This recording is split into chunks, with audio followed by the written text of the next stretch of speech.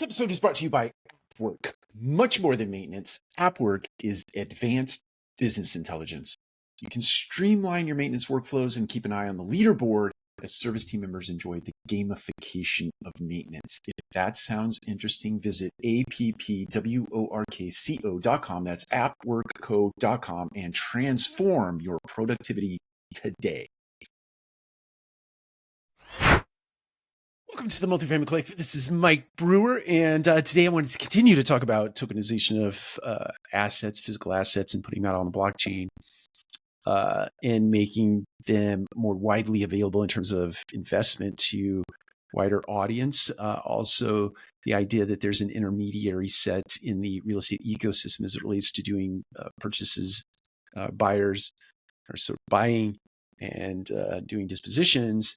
So there's a whole intermediary class of individuals and professional service firms that service those two types of transactions, and the potential that those sectors could be wiped out is a strong statement, but certainly influenced and transformed over the next who knows, 36 to 50 months plus minus.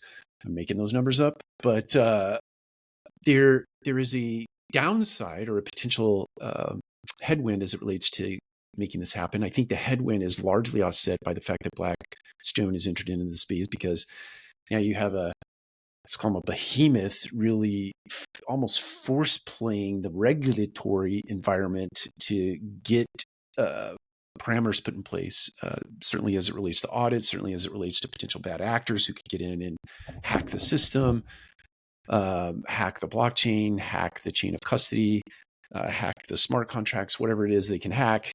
We know there are bad actors out in the world, and there certainly is the potential for that to be a downside of digitizing physical assets.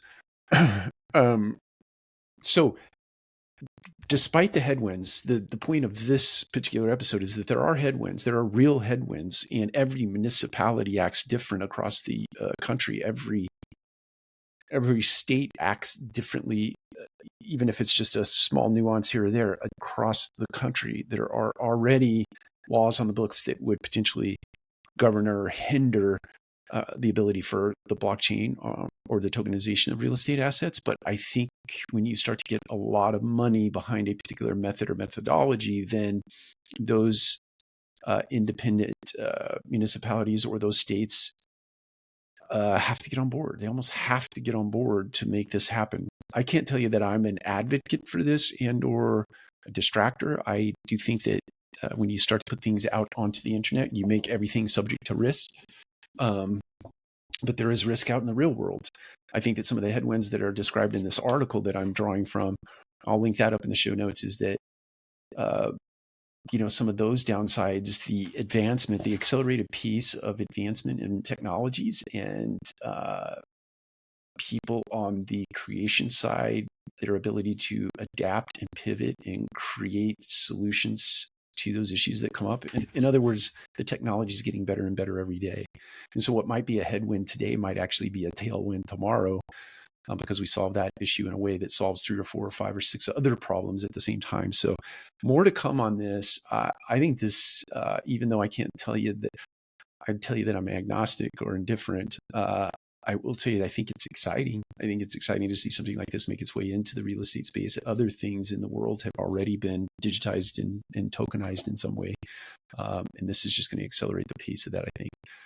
So more to come.